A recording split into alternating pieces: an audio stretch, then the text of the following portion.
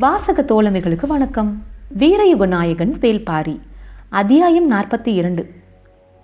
எலிவாள் முகட்டின் செங்குத்தான ஏற்றத்தில் விரைந்து கொண்டிருந்தன பாரியின் கால்கள். வேட்டை விலங்கின் காலடியைப் போல மண்ணில் கால் பாவாமல் விரைந்து கொண்டிருந்தன. எவ்வியூரில் புறப்பட்டதில் இருந்து கற்றுத்தருதலிலேயே கவனம் கொண்டிருந்தான் பாரி. மாணவர்கள் எவ்வளவு முயன்றும் அவனை வேகம் கொள்ள செய்ய முடியவில்லை. எரிவண்டை கொண்டு அவனது ஓட்டத்தை வேகப்படுத்தினான் முடிநாகன். கருங்கொண்டை வல்லூறு கொண்டு அதனை மட்டுப்படுத்தினான் பாரி. அதன் பின் அழுகுரற் பறவையின் குரல் கேட்டு ஏதோ ஆபத்து என உணர்ந்தான். ஆனால் இப்பொழுதோ அந்த ஆபத்து என்னவென்று கண்ணெதிரே பார்த்து விட்டான். தேக்கன் அடித்து தூக்கி வீசப்பட்டதை பார்த்த கணத்தை இப்பொழுது வரை நம்ப முடியவில்லை. அவர்களின் தாக்குதல் வேகத்தில் மாணவர்கள் காற்றில் பறந்தார்கள். பெரும் கூடைகளில் எதையோ தூக்கி கொண்டு பரம்பின் காடுகளுக்குள் யாரோ ஓடிக்கொண்டிருக்கிறார்கள். கண் பார்ப்பதை நம்ப முடியாத கணத்தில் கால்களின் வேகம் கட்டுக்கடங்காமல் இருந்தது. அடர் காட்டுக்குள் மனித குரல் கேட்ட பொழுது பாரியின் ஐயம் தீர்ந்தது. இரத்த சிலந்தி இருக்கும் இக்காட்டுக்குள் தேக்கன் மட்டுமல்ல, பரம்பு மக்கள் யாரும் போக மாட்டார்கள். அதற்குள் மனித குரல் கேட்கிறது என்றால் வெளியில் இருந்து எவனோ உள்ளே நுழைந்திருக்கிறான். வந்தவன் ஒருவனாக இருந்தால் தேக்கன் நம்மை அழைத்து வர மாணவர்களை அனுப்பியிருக்க மாட்டார்.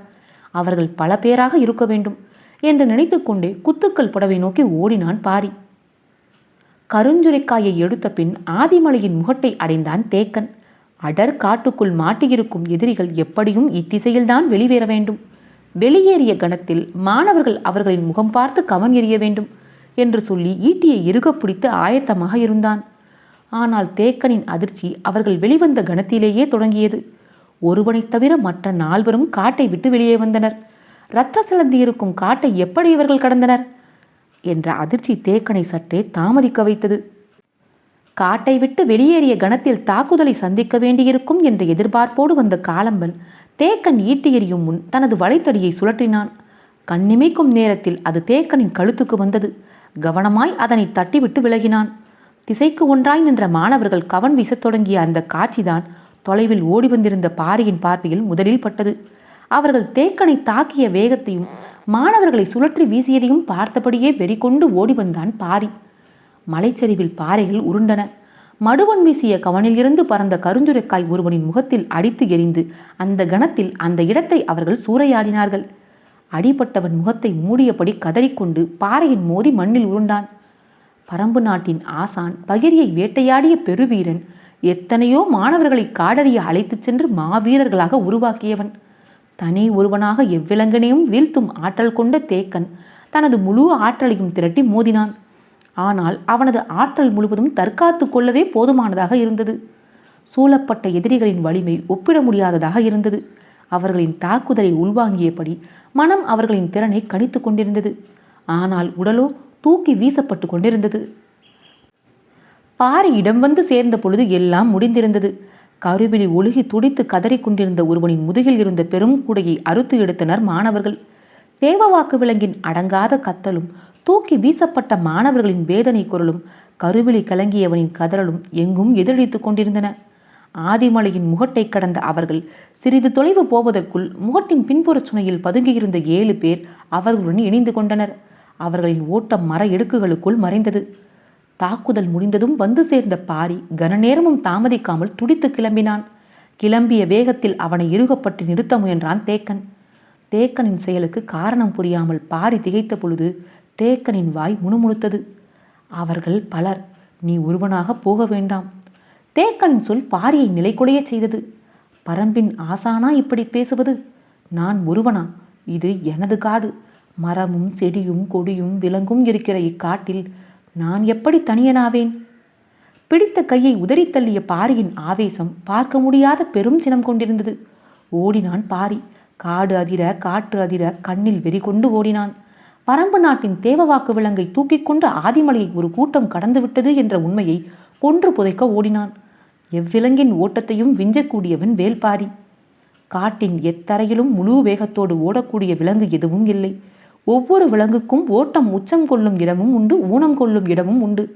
எவ்வளவு வேகமாக பாய்ந்து வந்தாலும் கமரிப்புள் இருக்கும் காட்டில் வறுப்புலி காலடி எடுத்து வைக்காது. முக்கொற்றிக்கோரை முளைத்து கிடக்கும் தரையில் வேங்கை புலி கால் பதிக்காது. முசுறுப்புள் காட்டில் பாம்பு நகராது. வாட்கோரைக்குள் மான் ஓடாது. ஒவ்வொரு விலங்கின் ஓட்டத்துக்கும் நகர்வுக்குமான அடிப்படை முளைத்து கிடக்கும் செடி கொடிகளிலும் இருக்கிறது. பரம்பின் எந்த நிலத்திலும் எந்த புதரிலும் எந்த காட்டிலும் வேகம் குறையாமல் ஓடக்கூடியவன் வேல்பாரி. அவனது பாதத்தின் அகலமும் தோள்களின் வலிமையும் இணையற்றவை.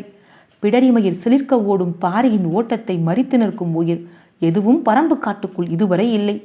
ஓடிக்கொண்டிருந்த எதிரிகள் எதிர்த்திசை காட்டை நோக்கி ஓடாமல் வலப்புறச் சரிவை நோக்கி இறங்கத் தொடங்கினர். யாராவது பின்தொடர்ந்து வந்தால் அவர்களை திசை மாற்றவே இந்த தந்திரத்தை செய்தனர். அவர்கள் தங்களின் வழியை மாற்றிவிட்டனர் என்பதை சிறிது நேரத்திலேயே கண்டறிந்தான் பாரி.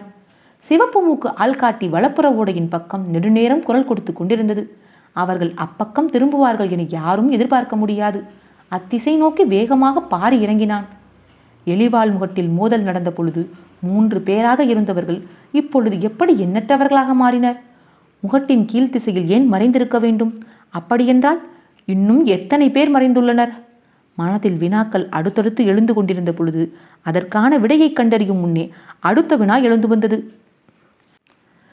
எலிவால் முகட்டை கடந்து கீழ்ப்புறம் இறங்கியவர்கள் அதற்குள் எப்படி முகட்டின் அடிவார ஓடையை அடைந்தார்கள்? தேக்கனிடம் சில சொற்களை பேச மட்டுமே நான் நேரம் செலவிட்டேன்.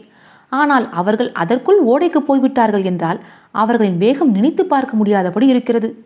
தேக்கனும் மாணவர்களும் இணைந்து தாக்குதல் தொடுத்த பின் வேகத்தை இன்னும் கூட்டியுள்ளனர். என்ன கூட்டினாலும் என்ன, அவர்கள் பரம்பின் காட்டுக்குள் தானே ஓடிக்கொண்டிருக்கின்றனர். பாரியின் மனம் எதிரிகளை புரிந்து கொள்ளவும் அவர்களின் வேகத்தை கணிக்கவும் தனது தாக்குதலுக்கான முறையை உருவாக்கவும் முயன்று கொண்டிருந்த பொழுது அவனது கால்கள் ஏறக்குறைய பறந்து கொண்டிருந்தன. கீழ்த்திசை ஓடையை அவன் அடைந்தான். காட்டு ஓடையில் நீர் பெருகி ஓடியது. ஓட்டத்தின் வேகம் முழுமையாக அருந்தது.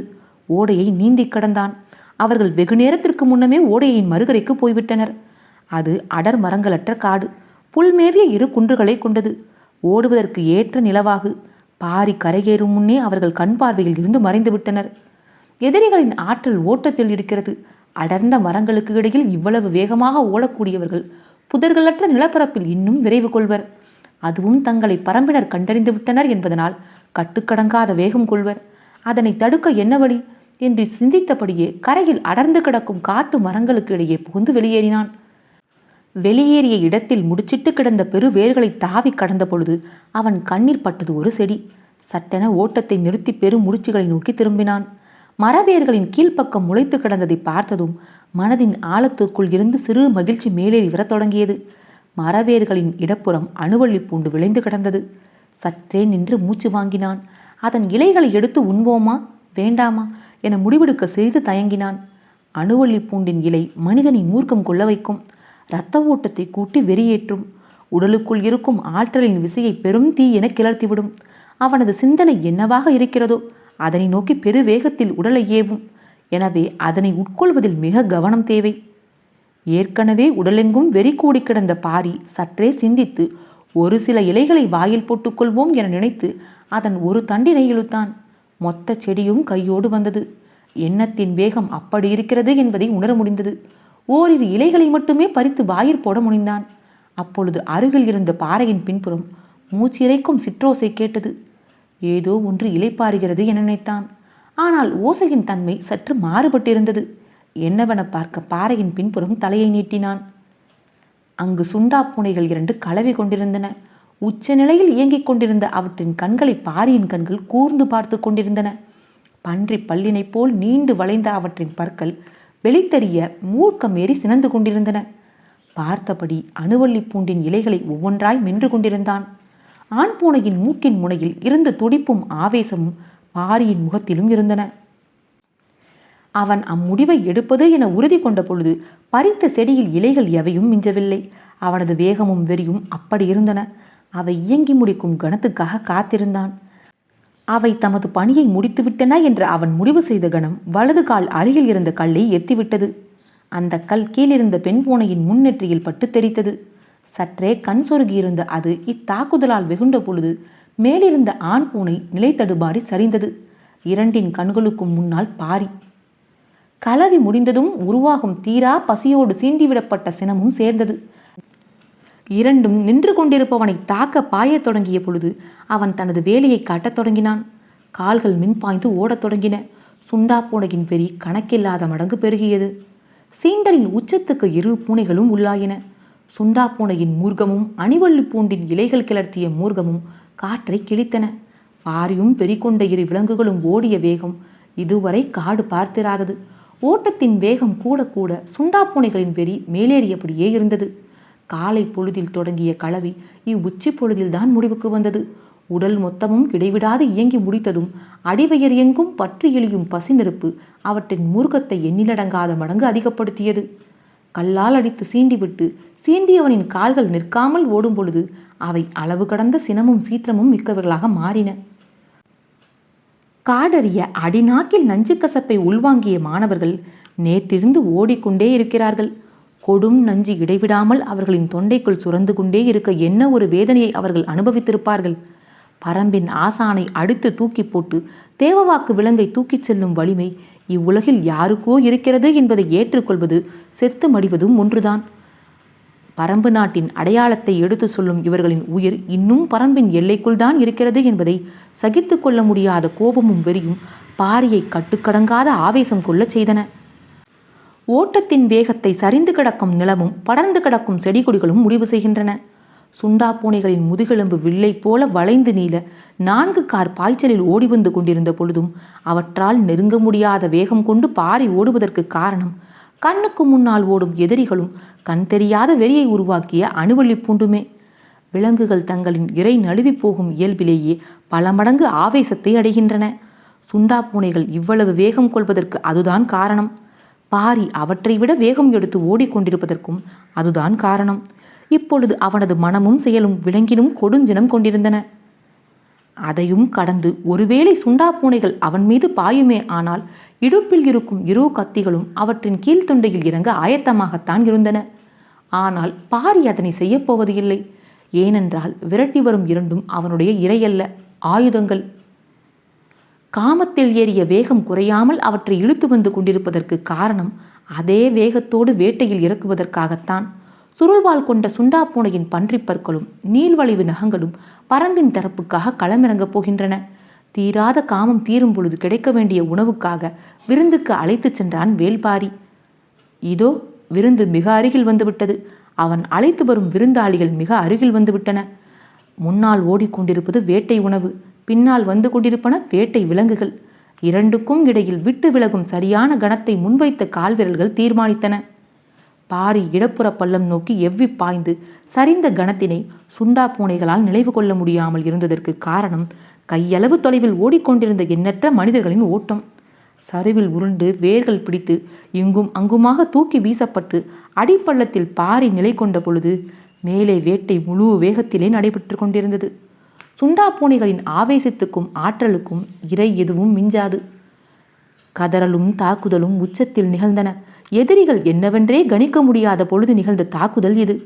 ஓசைகள் காற்றை கிழித்து கொண்டிருந்தன. உயிர் போகும் கதறலும் ஆவேசம் கொண்ட கூக்குரலும் எங்கும் எதிரொலித்தன. எத்தகைய ஆயுதத்தை கொண்டு தாக்கினாலும் இவ்வளவு வலிமை கொண்ட எதிரிகளின் கூட்டத்தை தனியொருவன் அழிப்பது எளிதன்று. பாரி கூட்டத்தை அழிக்க காட்டின் வலிமை மிகுந்த ஆயுதத்தை ஏவியுள்ளான். எந்த ஒரு எதிரியாலும் நினைத்து பார்க்க முடியாத தாக்குதலாக இது இருக்கப் போகிறது. சுண்டாப்பூனையின் முன் வளைந்த பன்றிப்பல்லும் முனை நீண்ட அதன் கால்களும் ஓடிக்கொண்டிருப்பவர்களின் மேலே ஒரு முறை பட்டார் போதும். அதன் பின் அவன் கொட்டும் குருதிக்கு அளவேதும் இருக்காது. அதுவும் பழக்கப்படுத்தவே முடியாத காட்டு விலங்குகளை வைத்து நிகழ்த்தும் தாக்குதலை எதிர்கொண்டு மீள்வது எளிதல்ல. வேட்டை நாயை தவிர வேறு எவ்விலங்கையும் மனிதனை நோக்கி ஏவ முடியாது. அதுவும் இப்பயங்கர விலங்கை எப்படி ஏவினார்கள் என்ற திகைப்பு அடங்கும் முன் அவர்களின் உயிர் மூச்சு அடங்கியிருக்கும். பாறையின் மேற்புறத்தில் கேட்டுக்கொண்டிருந்த பேரோசை கொஞ்சம் கொஞ்சமாக குறையத் தொடங்கியது. வேட்டை முடிவுக்கு வந்ததை எழும் ஓசைகள் சொல்லின. பாரி மேலேறி வர முடிவெடுத்தான். குருதி மிதக்கும் குளம் போல் இருக்கும் அந்த இடத்தை காண திண்டுகளையும் வேர்களையும் பிடித்து மேலேறி வந்தான். ஒரு போர்க்களத்தின் உள்ளங்கையைப் போல் அவ்விடம் இருந்தது. இங்கும் அங்குமாக பலரும் சிதறி கிடந்தனர். அருகில் குடல் சரிந்து ஒரு சுண்டாப்பூனை கிடந்தது. இன்னொன்று தப்பி ஓடியிருக்க வேண்டும். ஒரு கூடையை கடித்து இழுத்துள்ளதால் அதில் இருந்து தேவவாக்கு விலங்குகள் வெளியில் சிதறியிருக்கின்றன. அவற்றை தப்பியோடிய பூனை விழுங்கி முடித்திருக்க வேண்டும். குருதிக்களம் விட்டு பார்வையை நகர்த்தி அடுத்த குன்றை பார்த்தான் பாரி. தப்பித்த மூவர் சற்று தொலைவில் நடுமலையின் விளிம்பை நோக்கி ஓடிக்கொண்டிருந்தார்கள். மூவரின் தோள்களிலும் கூடைகள் இருந்தன. ஆவேசம் கொண்ட சுண்டாப்பூனைகளின் தாக்குதலையும் மிஞ்சி ஓடும் மூவரை பாரியின் கண்கள் வியப்புற்று பார்த்தன. 7 பேரை பலி கொடுத்தாலும் தூக்கிய 3 கூடைகளை விட்டுவிடாமல் அவர்கள் ஓடிக்கொண்டிருக்கிறார்கள். பாரி மீண்டும் ஓடத் தொடங்கினான். எதிரிகளின் ஆற்றல் நம்ப முடியாதபடி இருந்தது. இவ்வளவு தாக்குதலுக்கு பின்பும் அவர்களின் வேகம் குறையாமல் இருந்ததை அவனது கண்கள் கவனித்துக் கொண்டிருந்தன. உடன் வந்தவர்களில் பெரும்பான்மையானோரின் மரணம் அவர்களின் வேகத்தை சிறிதும் தளர்த்தவில்லை. அவர்களின் உடலும் மனமும் எதனையும் பொருட்படுத்தாத வேகம் கொண்டிருக்கின்றன என்று அவனுக்கு தோன்றியது. மீண்டும் அவன் ஓடத் தொடங்கினான். நடுமலையின் உச்சிக்கு வந்தான். அவன் கண்ணுக்கு முன்னால் தேவவாக்கு விலங்கை எடுத்துக்கொண்டு மூவர் நடுமலையின் முகட்டை கடந்திருந்தனர். அவர்கள் கீழிறங்கிய இடம் மனிதனால் சற்றும் நகர முடியாத பெரும் மலை பள்ளத்தாக்கு. இதில் மிக மிக கவனமாகவே கால்களை நகர்த்த முடியும். வேர்களையும் பாறை இடுக்குகளையும் பிடித்தபடியே இறங்க வேண்டும். இப்பகுதி முழுவதும் இப்படித்தான். பொழுது மங்கத் தொடங்கிய நேரம் அவர்கள் பாறைகளின் இண்டு இடுக்குகளின் வழியே கவனமாக இறங்கிக் கொண்டிருந்தனர். பொருத்தமான இடத்தில் நின்று அவர்களை கவனிக்கத் தொடங்கினான். இப்பொழுது அவர்கள் 3 பேராக இல்லை. நிறைய தலைகள் தெரிந்தன.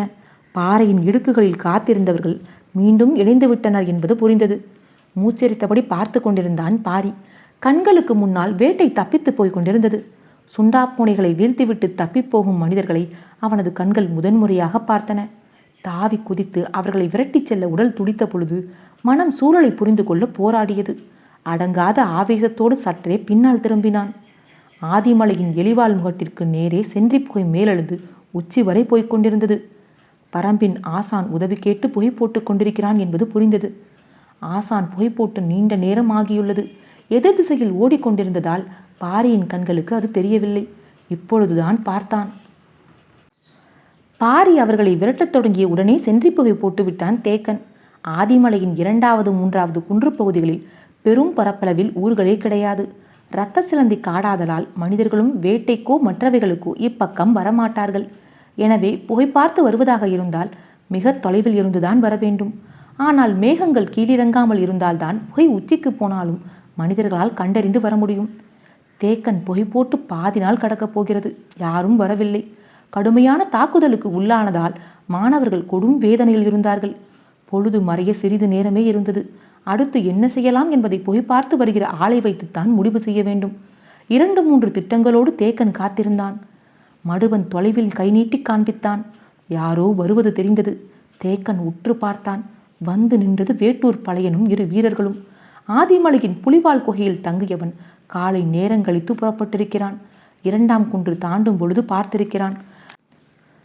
இரத்த சிலந்தி காட்டுப்பகுதிக்குள் இருந்து சென்றி புகை ஏற்றப்பட்டுள்ளது. மிக தொலைவில் புகை எழுந்துள்ளது. ஆனால் இப்பகுதி காட்டுக்குள் வேறு யாரும் இருக்கப் போவது இல்லை. எனவே உதவிக்கு நாம் தான் இங்கிருந்து போக வேண்டும் என்று நினைத்து வீரர்களோடு நாள் முழுவதும் நடந்து வந்து சேர்ந்தான். வேட்டூர் பழையனுக்கு நடந்ததை தேக்கன் விளக்கினான். தாக்குதலுக்கு உள்ளான மாணவர்கள் வலியாலும் கசப்பின் கொடுமை தாங்காமலும் துடித்து கிடந்தார்கள். கருவுளி உருகி வழிந்தவன் உருண்டு பெரும் பள்ளத்தில் வீழ்ந்ததில் மயக்க நிலையை அடைந்தான். வேட்டூர் பழையனுக்கு பார்க்கும் காட்சி, கேட்கும் கதை எதையும் நம்ப முடியாமல் இருந்தது. தேக்கன் விழுந்து உருண்டதில் இடுப்பின் பின்பகுதியில் பெரும் ஈக்கி குத்தி உள் சொருகியிருந்தது. ஈக்கியை எடுத்துவிடச் சொன்னான். பழையன் கவனமாக அதனை பிடித்து வெளியே இழுத்தான். ஆ என கத்திய தேக்கனின் குரல் துண்டிக்கப்பட்டதைப் போல பாதியில் ஒளியேற்று நின்றது. அவனது கண்கள் எதிரில் பார்த்த காட்சியே அதற்கு காரணம். எதிரில் நடுமலையின் உச்சியில் சென்றி புகை மேலேறி கொண்டிருந்தது. தேக்கனின் கண்கள் அகல திறந்தபடி இருந்தன. மேலும் புகை பார்த்து வாய் முணுமுணுத்தது. அது பாரி. ஒரே நாளில் பரம்பின் ஆசானும் பரம்பின் தலைவனும் சென்றி புகை போடும் நாளும் வந்தது. அத்தியாயம் 42 நிறைவுற்றது. காற்றோடும் உங்கள் காதுகளோடும் நான் எவி மயிலா.